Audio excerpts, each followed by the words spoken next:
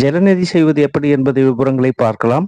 அதேபோல் எவ்வாறு இதை செய்வது என்பதையும் பார்க்கலாம். ஒரு மூக்கின் வழியாக நீரை செலுத்தி மறுமூக்கின் வழியாக நீர் வெளியேற்றப்படுகிறது. இது ஒரு யோகாவின் ஒரு சுத்திகரிப்பு முறையாகும்.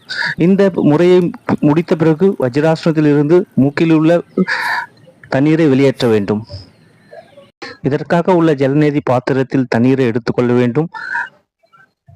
இவ்வாறு சுத்திப்படுத்தும் முறையானது 2 பக்கமும் செய்ய வேண்டும். கூடாதவர்கள், மூக்கில் புண் உள்ளவர்கள், அதே நேரத்தில் காது பிரச்சனை உள்ளவர்கள், தீவிர நுரையீரல் பிரச்சனை உள்ளவர்கள், சளி, இரும்பல், காய்ச்சல் உள்ளவர்கள், காதில் அறுவை சிகிச்சை செய்தவர்கள் கண்டிப்பாக செய்யக்கூடாது. மூக்கடைப்பு, அலர்ஜி மற்றும் சைனஸ் பிரச்சனை உள்ளவருக்கு மிகுந்த பலன் தரும்.